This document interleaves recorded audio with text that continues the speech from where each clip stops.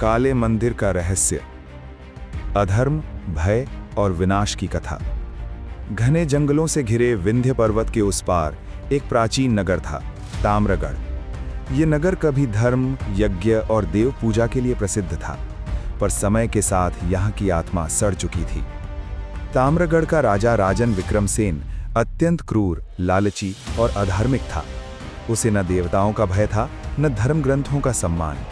उसकी सत्ता का आधार केवल भय और रक्त था। नगर के बीचों बीच एक प्राचीन मंदिर था, काल भैरव का मंदिर। कहा जाता था कि ये मंदिर कभी रक्षक देवता का था, पर सदियां पहले वहां अधार्मिक तांत्रिकों ने काले अनुष्ठान कर दिए थे। तब से उस मंदिर से रात के समय अजीब आवाजें आती थीं। कोई वहां जाने का साहस नहीं करता था। राजा विक्रमसेन को एक ही चीज की लालसा थी, अमरता। एक रात महल में एक रहस्यमय व्यक्ति आया। उसका चेहरा काले वस्त्रों से ढका था और आंखें अग्नि की तरह चमक रही थीं।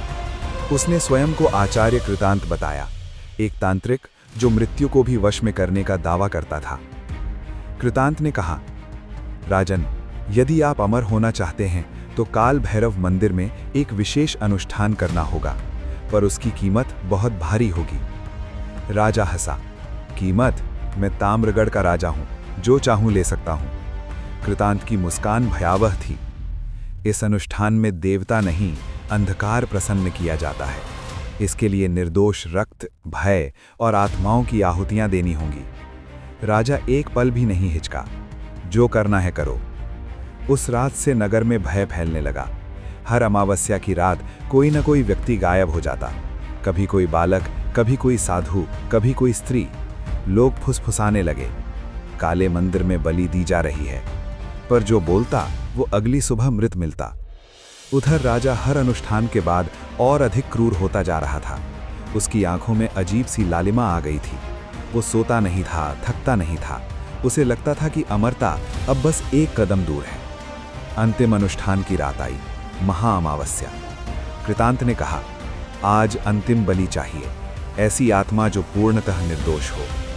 राजा के सामने बंदी बनाकर एक युवक लाया गया, आरव। वो नगर का ही निवासी था, शांत स्वभाव का, जो गुप्त रूप से लोगों को नगर से भागने में मदद कर रहा था। कृतांत बोला, इसी की आत्मा से द्वार खुलेगा। मंदिर के भीतर वातावरण भयावह था। दीवारों से काला द्रव टपक रहा था। मूर्ति की आंखों से रक्त जैसा कुछ बह रहा था। मंत्रोच्चार तेज होता गया। जैसे ही कृतांत ने खंजर उठाया, आरव ने आंखें बंद कर लीं, पर प्रार्थना नहीं की। उसने केवल कहा, अधर्म का अंत निश्चित है। अचानक मंदिर कांप उठा। एक जोरदार गर्जना हुई।